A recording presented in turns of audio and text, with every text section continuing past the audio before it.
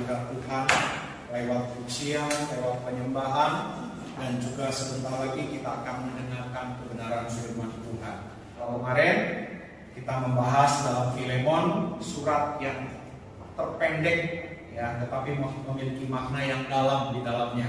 Sebetulnya di dalam surat Filemon juga berisi tentang hal-hal yang terkait dengan tema firman Tuhan ini. Kenapa? Filemon memiliki keterkaitan dengan salah satu orang yang dimenangkan oleh Paulus di dalam penjara yang namanya Onesimus. Onesimus ini adalah budak dari Filemon yang melarikan diri dari Filemon. Bukan hanya sekedar melarikan diri, tetapi dia juga mencuri harta benda dari Filemon. Tapi kemudian seiring dengan waktu dia tertangkap dan masuk dalam penjara, dan di penjara dia dilayani dengan firman Tuhan yang disampaikan oleh Paulus, sampai pada akhirnya Onesimus bertobat terima Yesus. Filemon juga adalah anak rohani dari Paulus. Sebab itu Paulus mengirim surat kepada Filemon untuk memaafkan kesalahan-kesalahan dari Onesimus dan mau menerima kehadiran Onesimus bukan lagi sebagai budak, tetapi sebagai seorang saudara. Sebab itu tema firman Tuhan pada pagi hari ini adalah memelihara kasih persaudaraan. Kemarin kita nyanyi-nyanyi, diajak sama-sama saudara Miguel nyanyi lagu-lagu yang terkait dengan persaudaraan ya. Bergandengan tangan dalam kasih, dalam satu hati. Nah, pertanyaannya, betulkah kita bergandengan tangan dalam kasih, dalam satu hati? Ketika kita membaca firman Tuhan ini, dan ketika kita mau melakukannya, memang ini bukan hal yang mudah. Kalimatnya sangat singkat, tetapi maknanya begitu luar biasa. Di dalam ayat ini ada dua kata yang menonjol. Yang pertama adalah kata pelihara, dan yang kedua adalah kasih persaudaraan. Kasih persaudaraan yang dimaksud di dalam Ibrani pasal 13 ayat yang ke-1 adalah menganggap dan memperlakukan seseorang yang bukan saudara, dalam artian secara daging, sebagai saudara. Di sini dikatakan peliharalah kasih persaudaraan. Ada kata pelihara. Ya. Memelihara berarti menjaga, merawat dengan baik, agar apa yang dirawat atau yang dipeliharanya mengalami pertumbuhan atau mengalami kemajuan. Nah, ketika seseorang berkomitmen untuk memelihara sesuatu, entah itu binatang, entah itu tanaman, entah apapun juga, dia harus siap bayar harga. Dia harus berkomitmen untuk merawat atau memelihara sesuatu. Hal ini juga tidak berbeda ketika firman Tuhan mengatakan peliharalah kasih persaudaraan. Ketika firman Tuhan ini disampaikan, apakah saudara dan saya mau melakukannya? Amin. Amin. Itu butuh pengorbanan, butuh bayar harga. Dan ini salah satu bagian yang sangat penting yang harus dimiliki setiap orang yang percaya kepada Yesus. Kalau kita belum melakukan hal ini, kita belum menjadi bagian dari tubuh Kristus.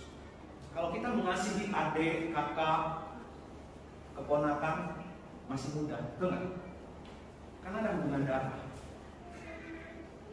Terutama orang-orang yang masih di luar pulau. Kalau di kota-kota besar seperti Surabaya, Sidoarjo juga, Bandung, Jakarta, mungkin persaudaraan semakin berkurang.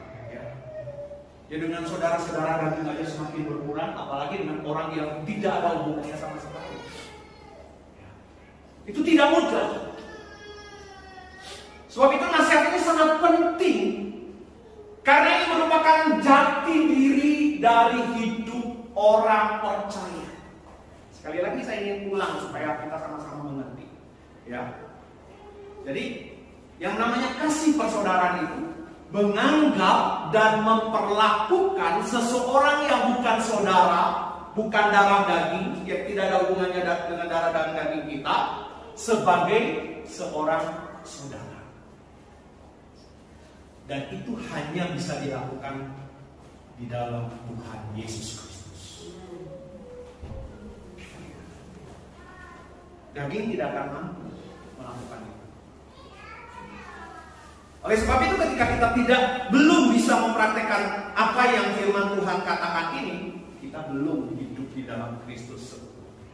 Ayat yang kedua, yang di sini dikatakan, jangan kamu lupa memberi tumpangan kepada orang, sebab dengan berbuat demikian beberapa orang dengan tidak diketahuinya telah menjamu malaikat-malaikat. Saya ingin bertanya kepada saudara, pernahkah saudara memberi tumpangan kepada orang yang bukan saudara? Sorry? Puji Tuhan. Kalau sudah kita praktekkan, puji Tuhan. Ini hal yang kecil. Kita belajar untuk mempraktekkan. Saya teringat ketika saya tinggal di Bandung. Saat itu kami pun masih dalam keadaan susah. Saya pernah saksi kepada saudara suatu saat kontrakan papa saya habis, lalu kemudian Tuhan buka jalan lewat seseorang. Saat kami jalan bersama, dia tawarkan, bro, saya punya rumah, mau nggak bro tinggali? Ya, rumah kontrakan sisa 9 bulan. Saat itu saya nangis pancung hati. Karena apa? Ya, barang-barang kami sudah ditaruh di luar karena ibu yang punya kontrakan marah-marah. Papa saya tidak bisa bayar, sudah lewat waktunya selama kurang lebih 1 atau 2 minggu, saya lupa. Jadi barang-barang itu sudah keluar, kami tidak punya tempat untuk bernama. Dan tepat pada waktu itu Tuhan pakai seseorang, ya, orang Batak yang namanya Bapak Pasaribu untuk menolong saya. Dan saudara, di tempat itu saya menampung 2 orang. Untuk pertama kalinya menampung 2 orang, dua-duanya pengangguran. Yang satu sih penting rajin, masih bantu-bantu masak apa. Yang satu pemalasnya bukan main, saudara. Ya. Tuhan taruh di situ. Saya bekerja, saya cari uang semampunya. Ya, kami hidup berhemat, belanja kadang-kadang. Ya, teman saya yang numpang di tempat saya ini kebetulan pintar masak, jadi dia yang bagian masak. Dia belanja seminggu untuk 1 minggu. Dia beli kentang untuk 1 minggu, beli sayur-sayuran untuk 1 minggu. Itu laki-laki, kami kumpul laki-laki semua, saudara. Ya, tapi dia pintar masak, saya yang cari uang. Beri tumpangan itu tidak mudah. Kadang-kadang kita jengkel, betul nggak? Apalagi kalau males. Kebetulan yang satu ini males, kerjanya cuma nyanyi. Oh, dia suaranya bagus, nyanyi memuji Tuhan. Ya tiap hari nyanyi. Ya senang kalau nyanyi, waktu awal-awal ya senang. Tapi kebiasaannya seperti itu, ya habis nyanyi tidur, habis nyanyi tidur. Siapa yang nggak bosan? Numpang cuma-cuma. Saya berpikir karena saya mendapatkannya dengan cuma-cuma, saya juga ingin menjadi berkat secara cuma-cuma. Jadi artinya ketika kita mau memelihara kasih persaudaraan, ada harga yang harus dibayar, membutuhkan pengorbanan, waktu, tenaga, pikiran, harta benda. Ya, saya bersyukur sampai hari ini tempat kami menjadi tempat yang dipakai, yang kadang-kadang untuk menjadi tumpangan. Ya, beberapa minggu yang lalu Bapak Pendeta Yusuf Manu dulu beserta keluarganya telepon, Pak, kami mau pelayanan di Surabaya, boleh kami numpang di rumah Bapak?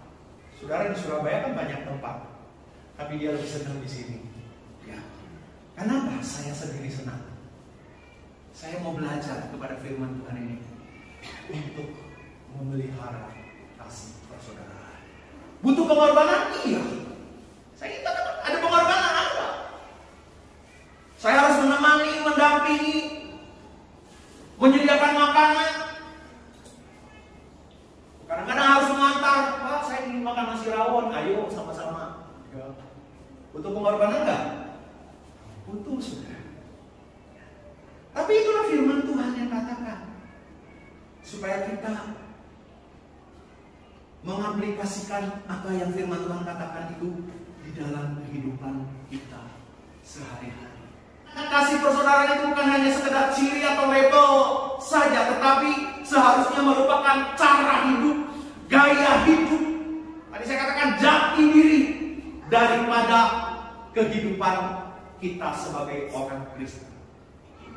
Dan kita harus kembali pada kehidupan jemaat mula-mula ketika mereka berkumpul di kamar loteng itu. Ya, di dalam Kisah Rasul pasal yang kedua ayat 44 dikatakan, dan semua orang yang telah menjadi percaya tetap bersatu dan segala kepunyaan mereka adalah kepunyaan bersama. Itu sesuatu yang luar biasa. Saat-saat ini kasih persaudaraan mulai tergerus, mulai terancam lenyap. Apalagi dengan terjadinya peristiwa pandemi, membuat kasih persaudaraan semakin menjauh. Padahal sebetulnya justru di saat-saat seperti ini, kasih persaudaraan itu seharusnya dibangun, ya, semakin kuat di dalam kehidupan kita. Kita melihat satu kenyataan, orang mulai hidup diliputi kekhawatiran, ketakutan dengan situasi dan kondisi yang serba tidak pasti, sehingga muncul alasan-alasan untuk kita tidak melakukan apa yang firman Tuhan di Ibrani pasal 13 katakan. Saya sendiri masih susah. Mulai kita dikikis kasih persaudaraan itu, lalu kemudian ego mulai masuk di dalam kehidupan kita. Sekarang kita akan melihat bagaimana kita memelihara atau merawat kasih persaudaraan. Di dalam 1 Petrus pasal 1 ayat yang ke-22, dalam terjemahan yang lain, ketika kita menyerahkan diri kita untuk mengikuti ajaran yang benar dengan pertolongan Roh Kudus, kita dibersihkan dari dosa-dosa kita. Hal itu memampukan kita untuk saling mengasihi dengan hati yang tulus kepada sesama saudara-saudari seiman kita. Jadi marilah kita saling mengasihi dengan sungguh-sungguh dan dengan sepenuh hati. Kalimat pertama yang disampaikan di dalam ayat ini, ketika kita menyerahkan diri kita. Ketika kita menyerah, artinya kita juga siap mengalami proses dari Tuhan. Proses untuk dibentuk. Dan ketika kita dibentuk, kita akan mengalami rasa sakit. Ketika kita mau melakukan firman Tuhan ini, ada hal-hal yang mengganjal. Kita mau belajar untuk melakukan firman Tuhan ini, lalu kita mendapatkan respon yang tidak semestinya.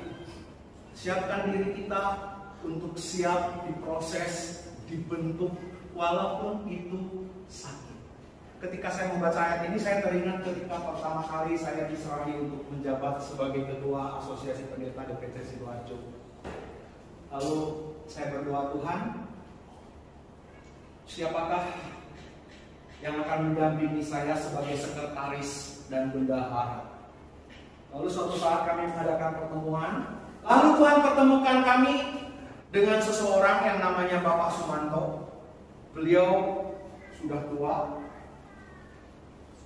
usianya 70 tahun lebih waktu itu ya. Dan ketika kami ngobrol-ngobrol, suara jelas, ini dia sekretaris. Saya mikir bagaimana saya harus beradaptasi dengan orang yang tua begini. Tapi saat itu Tuhan pilih orang ini. Dan saudaraku yang dikasihi Tuhan, ketika kami berjalan mengadakan acara, mengadakan event, suatu saat kami mengadakan event di Taman Dayu, kalau nggak salah juga hadir ya. Ada yang ikut ya? Terjadi selisih paham sampai kami ramai, saudara. Karena cara pandang saya dengan cara pandang Pak Manto itu berbeda. Tapi saya bersyukur bahwa ini adalah proses yang harus dilalui. Sampai akhirnya kami bersama-sama bahas lagi, bicara lagi, barulah timbul kesepahaman. Walaupun saat itu masih belum. Tapi seiring dengan waktu, pada akhirnya kami bisa berjalan bersama-sama. Kami bisa pergi, berkunjung ke rekan-rekan hamba Tuhan, mengadakan sosialisasi DPC API ini, ke rekan-rekan hamba Tuhan bersama-sama, sampai pada akhir hidup beliau. Beliau yang sekarang sudah almarhum begitu bangga, begitu senang bisa bersama-sama dengan saya sampai foto kami dipajang di depan ruang tamunya beliau. Ya. Dan itu tidak mudah, butuh proses dibentuk yang kadang-kadang saling berbenturan satu dengan yang lain. Tapi bukan tujuan untuk saling menyakiti, tetapi saling membangun. Hal yang pertama, penyerahan. Yang kedua, ketika kita menyerahkan diri kita untuk mengikuti ajaran yang benar dengan apa? Dengan pertolongan Roh Kudus. Bahwa kita tidak akan mungkin mampu hidup di dalam kebenaran firman Tuhan tanpa pertolongan Roh Kudus. Tidak mungkin seseorang bisa hidup di dalam kebenaran firman Tuhan tanpa pertolongan Roh Kudus. Kita melihat satu contoh, Petrus berusaha hidup loyal terhadap Yesus. Petrus berusaha dan dia katakan, sekalipun orang lain meninggalkan engkau, aku akan tetap bersama-sama dengan engkau. Aku rela mati demi engkau, Guru. Tapi di kemudian hari kita melihat sebuah kenyataan bahwa Petrus menyangkal Yesus hanya ketika dia bertemu dengan seorang perempuan saja. Sampai mengatakan, sumpah aku tidak kenal dia. Ketika dia dilawat oleh Roh Kudus. Karena Tuhan tahu hatinya rindu. Itu yang terpenting dalam hidup kita. Ya. Ketika hati kita rindu dan kita mulai berserah kepada Tuhan, maka Roh Kudus yang akan memampukan kita untuk melakukan kebenaran firman Tuhan, termasuk memelihara kasih persaudaraan. Saya senang ketika beberapa waktu yang lalu kita mengadakan acara pengobatan gratis. Ya, kita patut bersyukur ada Ibu Felix, ada saudari Lydia yang dengan sigap siap ya untuk melayani. Saya katakan untuk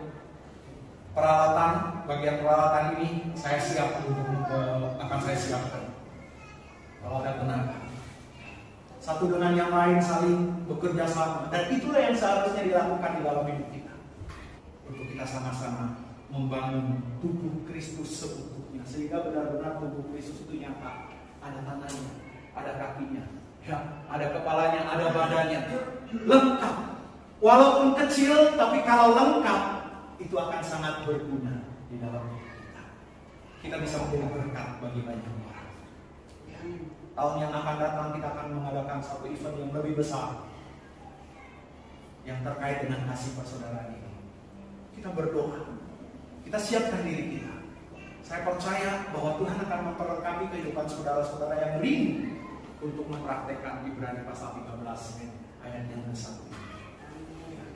Kita baca ayat yang terakhir, Matius pasal 25 ayat yang ke-30. Tuhan, bila manakah kami melihat engkau lapar dan kami memberi engkau makan, atau haus dan kami memberi engkau minum? Terus, bila manakah kami melihat engkau sebagai orang asing dan kami memberi engkau sumbangan? Atau telanjang dan kami memberi engkau pakaian?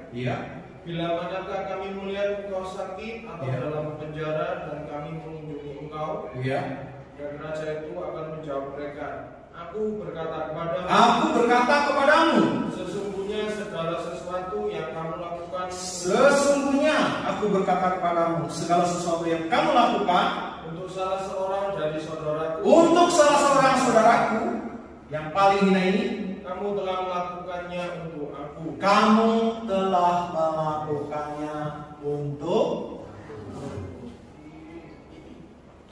Andai kata hal itu terjadi, kasih menyebar di mana-mana, maka akan terjadi kegerakan rohani yang besar. Karena kita mau melayani, karena kita mau mengasihi, karena kita mau mengampuni. Kita sedang melakukannya bukan untuk orang lain, tetapi kita melakukannya untuk. Sekali lagi saya katakan, mungkin kita tidak mampu dengan kekuatan kita, Tapi firman Tuhan sudah menjelaskan kepada kita.